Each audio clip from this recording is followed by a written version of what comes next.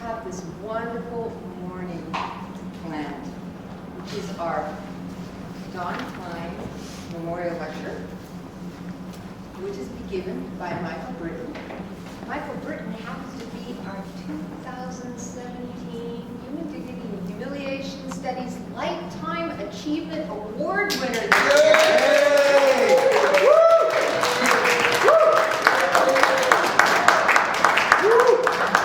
But of course, we are going to make him work for it.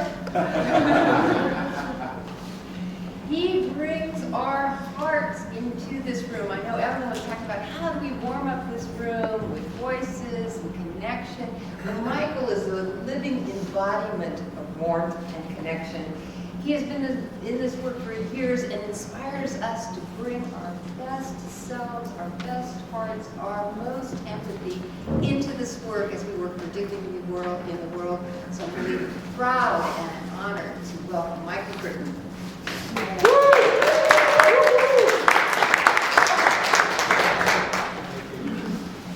And so this year was really a challenge. I decided to put together something that everybody knows everything I'm going to say, but how do you thread the needle about the environment between utter despair and dread and delusional denial? So that was the challenge. The best I could do with it. This also is not only Don Klein this year, but also Morton Deutsch, who passed away this past year. So Morton Deutsch and the International Center for Cooperation and Conflict Resolution have been hosts for us for forever and continue to be wonderful supporters of us. Morton said, okay, yes, there are Earth resources, but there are two different ways of handling them. One is competition, which I would say in a little bit more nasty language, because that's how I am. Grabbing resources from the earth and other people. It's an orientation. There's another orientation that so much of what his work is about is the alternative of cooperation. And if you think about it, if everybody takes into account everybody's needs and the complexities of the earth, that's a very complex shared task. So it's a marvelous human achievement to be able to do that. That's the world he was working for, and all of us are as well. I wanted to talk about that in a little bit more length in terms of the brain. So there's this brain that we all know, which is the uniquely human brain, that no other species has that. But there's another whole layer of the brain that we share with an enormous number of other species. And it comes with its own ways of orienting to what we're all about. And I refer to them as instincts, which is an old-fashioned term, but I love it. So we have the predator-prey cluster of responses. So we understand fight, flight, pursue, kill. We get that. And when we're doing that together, it becomes a kill-or-be-killed situation. And when that uses our smart brain to structure a world, it becomes a world of war, genocide, and those horrific things. We are an enormously homicidal and murderous species when we go there, when that part of us takes over. But there's another cluster that makes a very different kind of world, and that's the cluster of dominance and submission, competition, turf building, turf fighting over, and it all comes together around resource hierarchy. Who gets the resources and who doesn't? That's what this world is all about. So when people have an ideology about free competition, it's really an ideology about creating a resource hierarchy. These things cluster together. They're very familiar to us. They are the core of the modern world, right? There are other instincts, though, that have been researched at great length, especially attachment. And with attachment, there's oxytocin and the feeling we're safer because we're close together. Together we do better. Together we're smarter than when we're not together. There is also nurturing, which strangely has not been quite so well researched. This too forms a cluster, and I would like to suggest that these programs are always running in the back of our heads, asking, what is this situation about? What is this world about? And then I can respond accordingly. So we know what it's like to make a world from here. And what Morton was talking about, in this way of thinking, is shifting to making a world from here. What would that world look like? We're so steeped in this, it becomes a little hard to imagine. Now, back to the uniquely human brain, we have a level of inventiveness beyond other species, which are themselves quite inventive, extraordinarily so. And we have managed to use some foresight while inside this paradigm. But it is a foresight with very large blind spots, as we'll talk about. The thing that hasn't been so well developed here is empathy, and especially empathy beyond the boundaries of my community, our group. So it's maybe possible to have empathy within our group, a little harder beyond that. So in talking about the shift from one kind of world to another, we're talking about a shift in how we inhabit our own brains and how we go about being human beings. So we want to shift up and integrate all this stuff, and we want to shift over. So another way to say this is we're talking about, I would like to suggest we are all talking about, and the world is needing, an end of modern institutions because their foundations are so interlocked with this stuff. It needs to be over. And the birth of postmodern institutions, the sense there really will be a world after modernity is past history. It's a different world. Peter Coleman is now running the ICCCR, and his group is looking at this through a slightly different lens. They talk about it as dynamical systems. And so Morton, in his last years, wanted one last great project. And that was the world needs to have a change in identity from individual nations, individual businesses to global community. And in Peter's terms, I would say the vision is the attractor. So I would say in our ordinary language, the vision that we carry of global community is the thing that keeps spirit and heart alive and offers something to the world. So that's the basic sort of framework of language I wanted to establish, and then kind of get into the stuff at hand. The stuff at hand, the modern consumer world. So in the modern consumer world, we aggressively attack Earth's resources, and there's a background to that, which is Earth-inflicted violence and hardship, which we kind of tend to forget when we're securely located here. It's been a journey. So the modern world has its achievements, as Karl Marx pointed out, right? Everybody knows Karl's. So it's been remarkably inventive and productive, inventing our way out of mud streets, inventing our way into an ever better future. We have Whole Foods, if you can afford to get through the door. And once you've stocked up, you can go someplace else. I have no idea what it is.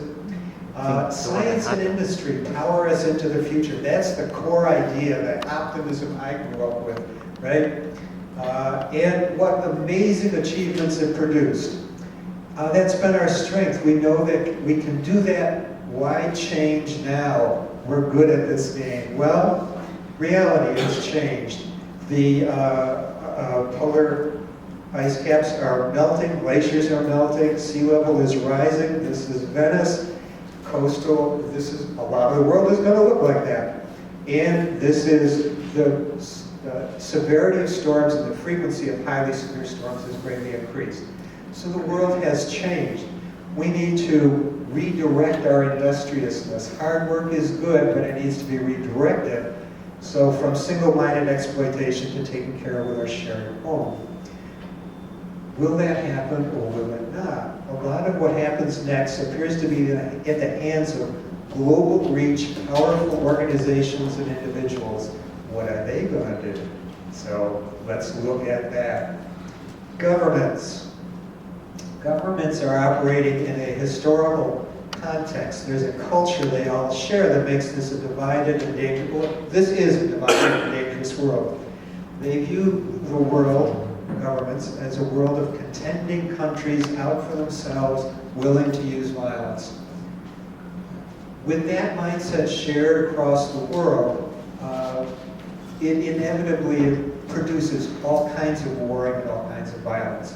If you have that mindset, you're just going to get that. Even if you get peace for a while, you'll get another. If the infection's still there, it's going to come back. So together with cell phones and airplanes, this is the modern world. Modernity is not enduringly safe and happy. I had never thought about it quite that way before, but that's the truth of things. All those moon things, and still this is how it is. By contrast to this thing which we have inherited and people in government have inherited, there are these global visions. 7 billion individuals, 30,000 or so cultural groups, indigenous peoples, First Nations, ethnicities, whatever you want to say, and 197 countries. We're all here, we all know it now. What are we going to make of that reality? And this is the Morton Deutsch and Global Village, Global Community, Spaceship Earth. There's something so, I don't know, it's like the breath of spring air when you start to go down that path and think about it. So big governments are in this interesting position. They're living in the midst of that world. The action is ongoing in these terms. And yet we have that kind of rhetoric coming out of someplace. And with it, I don't know if you remember, do you remember the sense of future? When that stuff first started getting talked about, do you remember how expansive your spirit could kind of feel with that language? Depending, of course, on where on the planet you happen to be at the time. But how are governments going to get to that? Their fear is the only way to integrate into a global anything is to do what they do. Make a global government, which means somebody else will be in control of them. The most abhorrent thing they could imagine. On the other hand, they have a little problem. They're being pressed by these supranational financial and industrial entities that are much bigger than many countries. So who's controlling whom? Are governments controlling them, or are they controlling governments? So this whole coterie of folks are going to lose their power to them unless they in some way hang together and integrate together, but then they're right back there. And so we see this bizarre, malignant process developing now, which is the interim answer, or the bizarre answer is I wanted to say emergence of fascist politics, where the political world and the wealth world integrate. We see immense, massive offshore wealth hiding, and it interweaves political, criminal, banking, and corporate money with into an anti-democracy, global oligarchy kind of in the making. 2-3 generations from now, if we keep this up, maybe we'll have that for a global government, maybe not.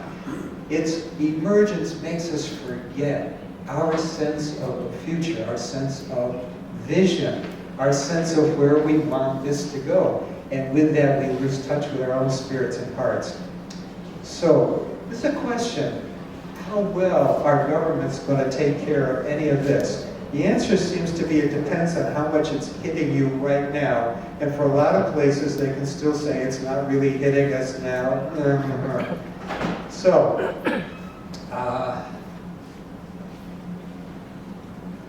so the old way is to say resources are limited, it's the responsibility of every country to get what it can. The new way would be to say it's the responsibility of every country to see that all others on the planet are succeeding at life. And technology, we complain China's, Cyrus stole our technology. Technology belongs to everyone. The inventiveness of the human species belongs to the entire human species. Different way of thinking. I'm not going to take time for that. So, I'm not going to go into this here. So the second great bundle of power has to do with money and class. I was taught economics is about economics, money, and so on and so forth. I now understand economics is about class. It was the secret agenda that wasn't, the curriculum not covered. So on the one hand, it's about superior wealthy folks and inferior desperate folks and people in between. That's that world. And this is the world of resource and esteem hoarding. Right? The grab for resources and the grab for who gets to be esteemed and who not. So, in the world of businesses and finance, you can say, do you care about the earth? And the answer is, it all depends. It really depends on whether you can do something that makes you some money. For the most part, there's some exceptions to that. But is that enough? So let's look at it. So this is several dimensions of how the earth is doing. And this circle here is if these variables stay within those limits, the integrity of the earth is preserved and we're okay for human life. And you can see here that things are not only at risk, but at very high risk in a number of things. And some of the things, yeah, climate change, it's worse than just shown here. Fresh water, it's worse than just shown here. It's not going so well.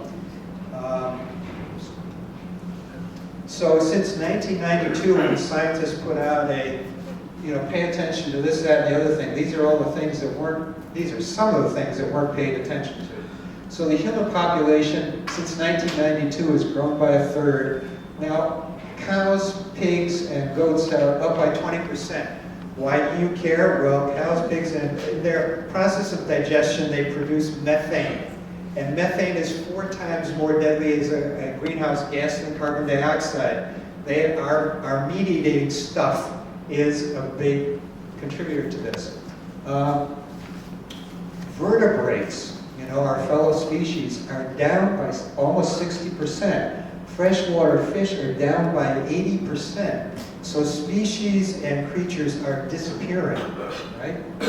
Freshwater resources are down by 25%, a quarter. Billions of hectares, or however you say that word, of forest continue to disappear.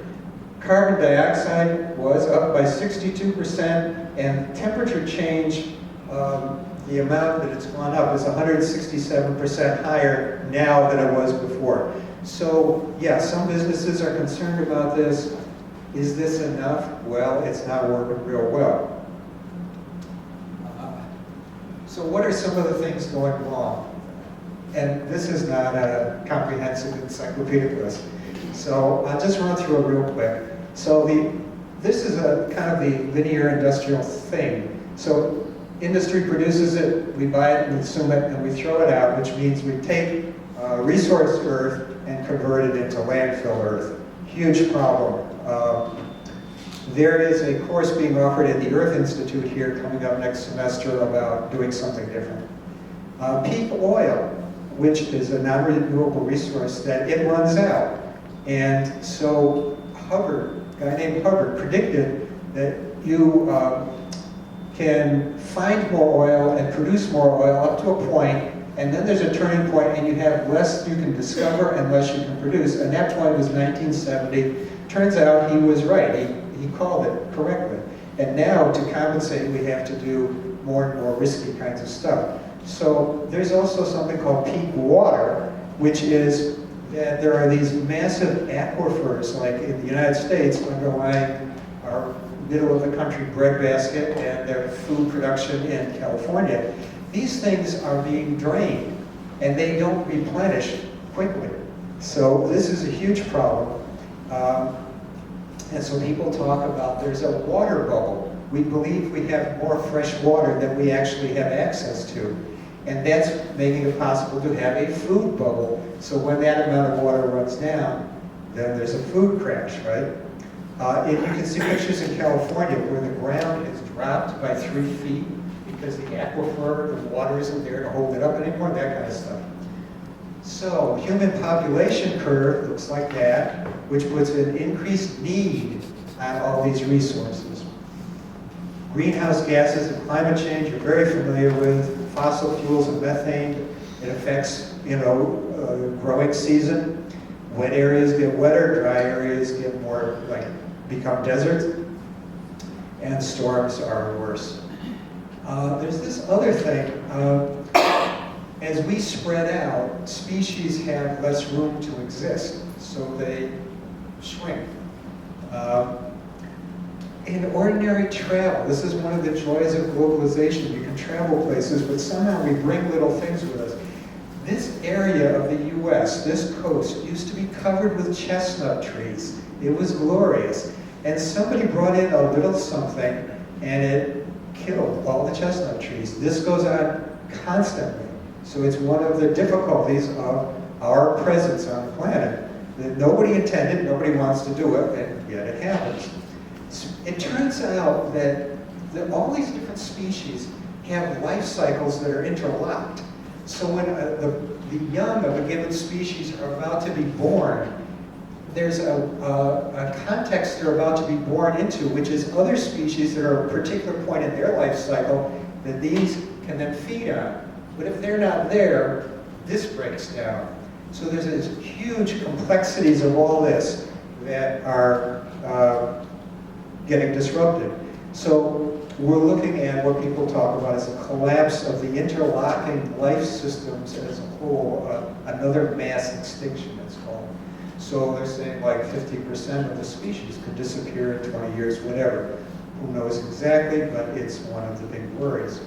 And the last one I'll mention, just in case anybody thought I was going to be in complete denial and isn't depressed enough, I'll mention this one. So the atmosphere has an oxygen-carbon balance that was created by little bacteria.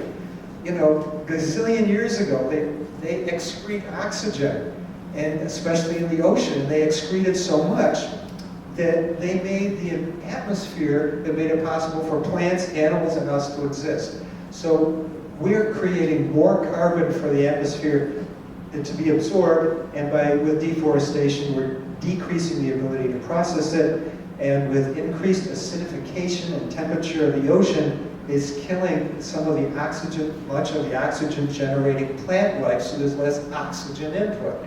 So with businesses being kind of a little interested and governments being preoccupied with their stuff, is this enough? Well, no, not really. It's not addressing any of this stuff and making it better.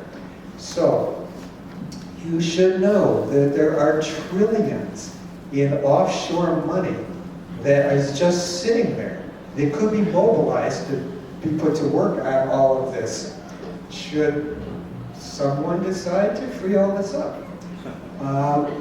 It's money that could be put into the Earth task, apart from worrying about bottom lines of businesses. It's beyond the time to worry about bottom lines in the old way. Governments and businesses have to push their resources into the planet as a whole. Everyone, and this is a big thing, everybody needs a sense that they have a reliable tomorrow. In all this envisioning and changing and all that stuff, there has to be close attention to people have to have a sense that there is shelter and there is food tomorrow. There's a thing about Russia that, you know, there was that moment of democratization, but an awful lot of people felt so insecure that Putin and authoritarianism became appealing. They needed the reassurance. People here might have gone down a similar path a year ago, who knows? Okay. So there is creative engagement going on. So global cooperative science and practice. This is a wonderful thing. Science is a global endeavor, and they look at facts. They want to know what's going on, and they give us the information. We need a whole lot more of weaving together relationships and communications between them and everybody else. Everybody has to know who these folks are and feel like they're our friends. We trust them, right? Because as long as they're just remotely away, that doesn't happen and it doesn't work so well. The indigenous peoples have been linking up on behalf of nature. NGOs were out front. These are the two groups that were out front on this stuff. Now there's the under 2 degrees increase in whatever coalition, which has, I forget how many countries and states and all kinds of things involved in that coalition. There are 1,600 cities involved in the climate city push. So people are saying, okay, the US didn't sign on to this. Well, California, all kinds of cities, all kinds of people, we're signed on. So who cares what you do? We do care because they make a lot of trouble. And here at Columbia is the Earth Institute, which is working on this. They have a great website, by the way, and a lot of real great videos, resources you can check out. Now the thing is, we're trying to do this in the midst of a lot of unfinished relational business. So that doesn't make it easier. So, class. And as Nancy Eisenberg said, class defines how real people live. They don't live the myth, they don't live the dream. This is maybe what class looks like in the United States. This is lower class, the neglected classes. This is a worldwide phenomenon, and in a lot of places it looks a whole lot worse than this. It looks like, you know, bodies in the streets. It looks like really awful stuff. There's also this business of race. So before the Civil War here, Senator John Calhoun, I think from South Carolina, said, "With us, the two great divisions of society are not the rich and poor, but white and black. And all the former, the poor as well as the rich whites, belong to the upper class and are respected and treated as equals." Not true, but that was the mindset that buffered a lot of stuff. So this is a means by which whites, rich or working poor, feeling superior, could ignore their own needs and therefore any hope of real relief for that. The same thing could be said about gender. You can read the same thing instead of white, you could put male, instead of black, you could put female, right? So this is, all right. So I want to make this point. Woundedness not admitted is enacted. So race, class, gender, and poverty leads to this creation of dead-end trash zones with no way out, killing of hope and trust, and the killing of future.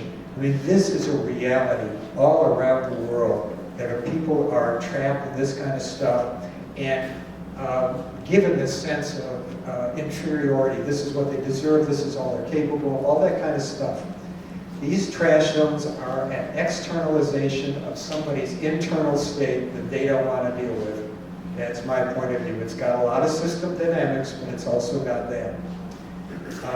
And I wanted to just show this montage, women around the world. This is women in India, Native American women. This is women in Poland, South Africa, Iran, the United States, US, Morocco, South America, and Korea. So there is a global movement to push back against some of this stuff by women, right?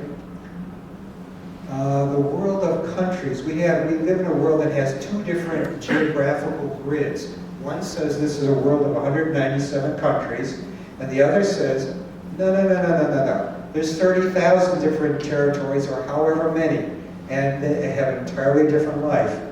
And the country world, the modern world, has dominated. They have won that fight, and some places are still fighting for it, but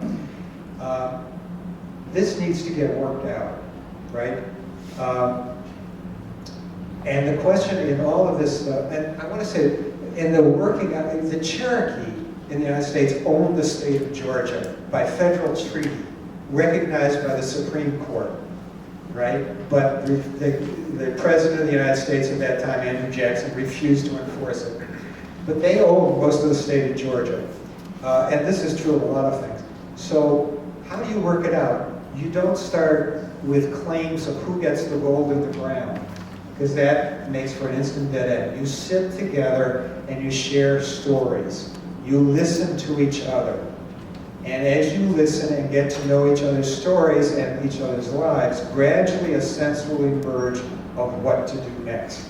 That's the political integrative process that is missing in the modern world. That's what democracy looks like in the next generation of democracy, I would suggest, in the postmodern world. So can this be home for everybody live in Whole Foods? You know.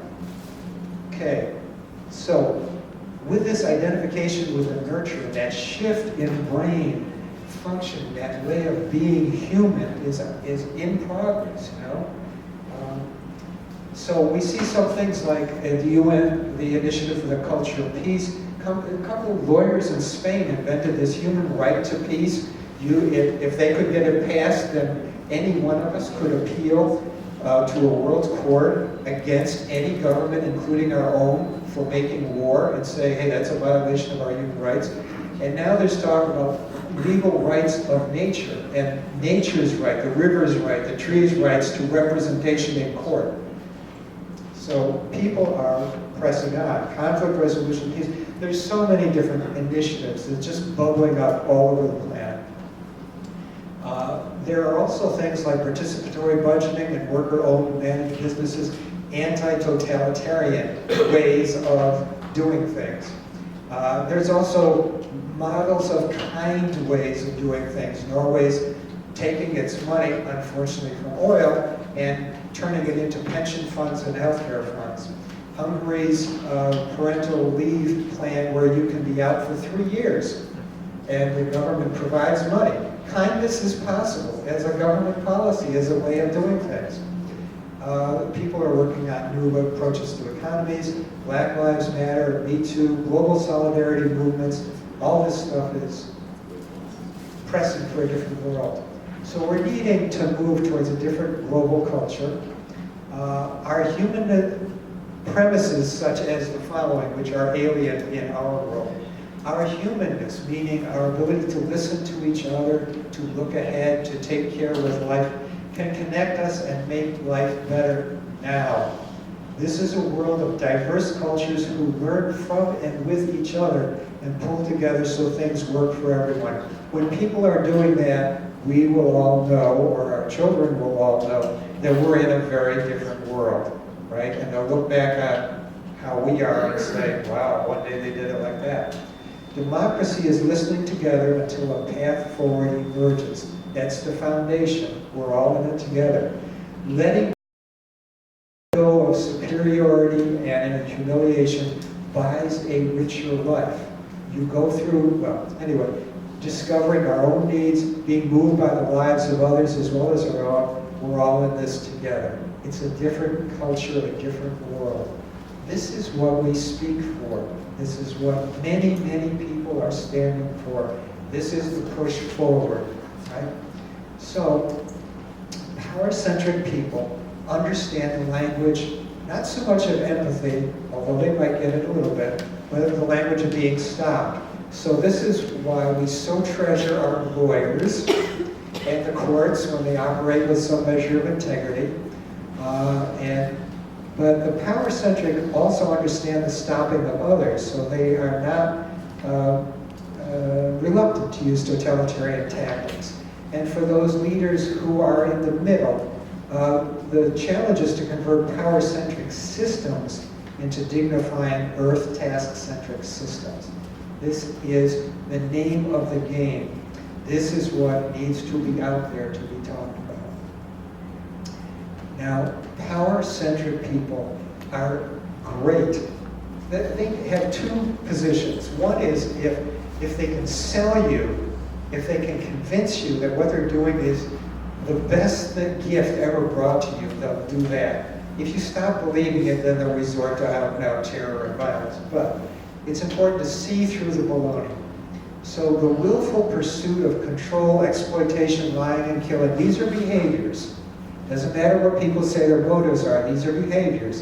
And when you see that, this is masking repressed grief, shame, vulnerability. It masks it from self as well as from others. And it inevitably involves exporting all that to other people. That's the need to create the trash zones of the world. Somebody's got to feel it. It ain't going to be me. It's going to be you. I don't want to deal with my stuff. As character disorder, this is exceedingly dangerous. Living inside the modern, when people are living in these trash zones, they're living inside the modern world's disowned pain and disowned need for healing. So if there's one original idea that I contributed to that, this would be it. Right?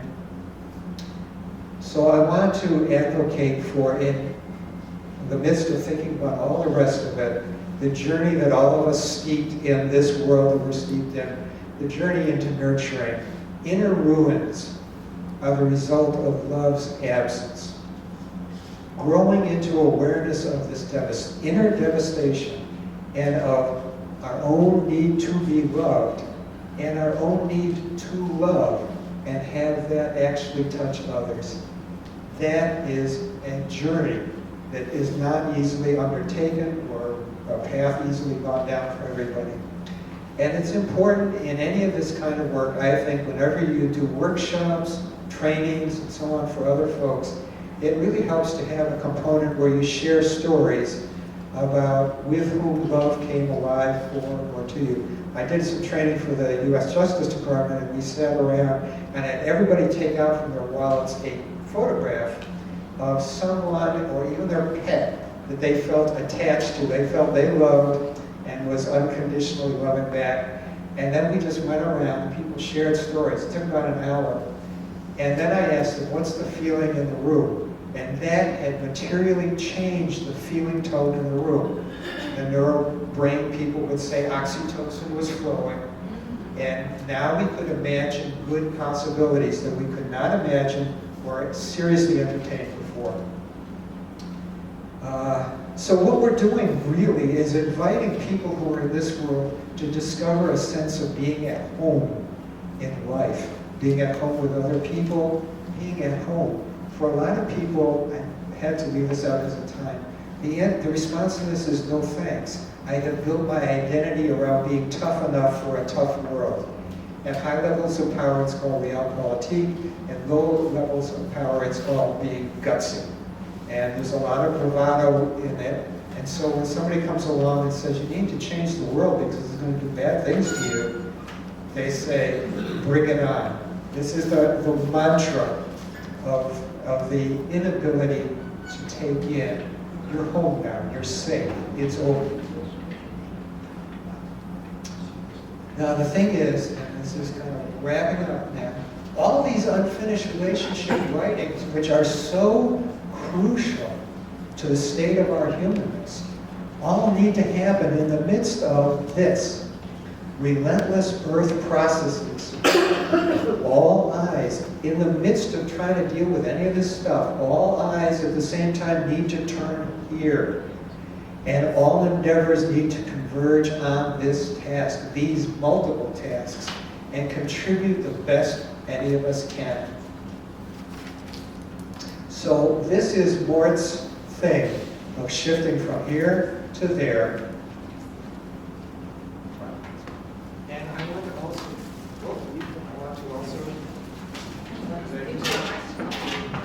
I also want to shift my. I also want to say it's important to tend our own spirits and hearts. So we're creating the world in a different way. And so I turn to Pope Francis as our voice of whatever. On this one, the globalization of joy and of cherishing. And instead of hope, I would say faith. Faith in the vision and in what really matters, and in speaking on behalf of all of this as something we can do. So this is a Buddhist practice with the colored sand paintings. So they spend a long time co-constructing this beautiful picture, and when it's done, it will all be blown away. This is the story of the generations. In our generation, we get to make the world, and it will be a particular picture, and then it will all be blown away. Microsoft, too, will fade into history. All of it will be blown away, and Bill Gates used to say that to his team. And the next generation will come along, and so the question is, what world are we making in our time? What world do we want to be making in our time? And then what world will they want to make in their time? So we need to tend the young and what they are believing they can do, right? And so do we want a world that looks like this, or that looks like this, that feels like this, or this? And as we answer that question, we've got to be answering what it's going to look like in terms of this. So I feel that Don Klein in this position, the original Don Klein time slot person was Don Klein, and he did what he did with it, and then I've been doing it since, and I've interpreted it in my way. But part of what I interpret as the responsibilities of it, I came to the last time he spoke here, and he gave this wonderful metaphor and story. I feel it my responsibility each time to retell this and pass it on, to see that it goes forward, right? And so he talked about the scrim on the theater of life. And you look at all this stuff that I've just been talking about, this is going on, it has to be attended to. And he said, don't forget, in the midst of that, to look through it, to the realities that we're part of life. We're part of this universe. This is a miracle. You open your eyes and there's things to see, there's colors. You wake up in the morning, you hear sounds, you breathe the air, you find you're with someone you love, someone loves you. All this is a miracle. How could this possibly have happened? And there it is. And he says, once you anchor in that, you will deal with all the rest of it. It will be what it will be. It will turn out however it turns out, but you will be in a good place. That's Don Klein. And now we have to say, and at the same time, don't just go there in a dissociated way. Keep that sense of the task at hand. And so, the summary is global community. That's what we stand for. That's what we march for. That's what we sing for. This is what we carry into the world. We need to encourage people to travel the world to listen and meet with leaders and say, global community, do it. This is what we are. So, thanks.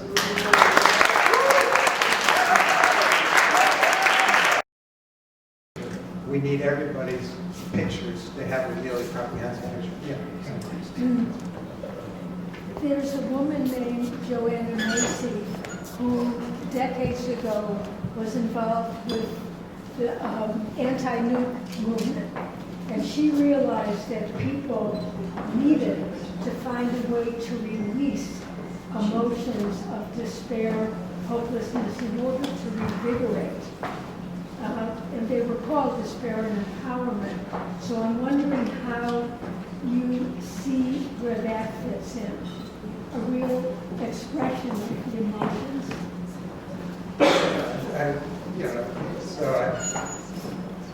I think you have said an important thing. I don't think you need me to add to that. That this is another really important piece of how we move forward. So thank you for Joanna Macy. Yeah. So. I just need you to repeat the last word of wounded does not admit is. Say that again. Woundedness not admitted. Oh, woundedness. I'm sorry. Woundedness not admitted to within becomes enacted and often inflicted on others. That was so comprehensive, extensive, and delving and pushing us in a good way. Thank you. I wanted to offer a slightly different vision of the Buddhist monks making the sand and the idea that the sand all blows away. Because what occurred to me, what I felt kinesthetically was, but no, in themselves, they've been practicing dignity, creation, careful co-creating, carefully orchestrating and coordinating social action. And they take that with them, even if the sand blows away. Thank you. That's such a beautiful thought. I never thought about that. But this, in fact, survives and goes forward. The people are different. The human beings have changed themselves. Yeah. So, other. Thank you very much. And so in that transition from the modern to the postmodern, maybe I'm playing a bit the devil's advocate, but to make it happen, would it be also needed to have something different? So I'm thinking, for instance, we abolished slavery, and it's still, we really didn't overcome that, so shouldn't we have active reparation? Meaning, for instance, enforcement of active economic rights. Rights also to species that have been, so something that may be more tangible in that transition. Right, thank you so much. That's yes. So she's talking about reparations and making it violent. You know, so this thing that's happening now with apologies, and like Trudeau in Canada just apologized to the gay, lesbian, and transgender communities, and they created I think what is $100 million reparations fund. You know, so people are starting to get, and universities are doing this about slavery. And this needs to be a worldwide thing. I think you said, and people really need. And there's talk about guaranteed income, or guaranteed jobs, or some combination. This crisis of how do people survive is worldwide, and we need just different mechanisms than what we do now. I also want to say that Haudenosaunee people, we call them the Iroquois, but the Haudenosaunee of this part of the U.S. Were a bunch of different warring tribes until somebody they called the peacemaker went around to each of them and kept talking and talking and talking about, this is awful. Why are we doing this? What leads us to do this? What could we do together? And then they formed a confederacy, and they sat together and they worked out what they're not going to do anymore so that they will have peace, and they did it. And so I want to advocate for this. We don't have global leadership. We have national leadership, we have global business leadership, but we don't have people doing what that peacemaker did. Going around to the governments, we need teams of folks going around saying, tell us what this is about, let us talk about global community, how you can make it happen, what you want to see it be about, all that kind of stuff. We need people doing that walkabout all their professional lives. That's what they do. So I just want to mention that because I think if we can support people who can do that and encourage them and give them the tools for talking about it, that would be a good thing on our part. One more here. Here behind. So I just wanted to say that when you talk about the transition from a modern to a postmodern, that maybe there's something in the modern development that can be transformed. And I think this is consistent with what you were saying. And in particular, when you talk about work cooperatives, if we think about what a market is, and also like how a global economy should be organized, certain things like the market, like market exchange and comparative advantage and things like that, what makes those things pernicious right now are the systems of ownership and control and domination of capitalism. But if we envisioned a world of worker-owned enterprises operating in markets, we could envision a very different kind of future. Thank you. This is one of those great skills that I don't really have so much, which is the skills to be really practical. Mike? I think the word for your lecture is awesome. But what Janet just said about asking about woundedness being enacted, I feel as though the dignity practices that we are striving to embody in our own healing and grant to the others can also be enacted. So let me just say that the New York chapter, I'm hoping this year to introduce a project where we're really looking concretely at what our dignity practices and to develop some ways to put that out to the world. So yeah, thank you so much for what you just said. I think that's exactly right. If we practice dignifying practices, it changes us and what we create around us. Michael, I have to say that this has really been an incredible morning. I was in charge of going to give him the sign when he had only 20 minutes left.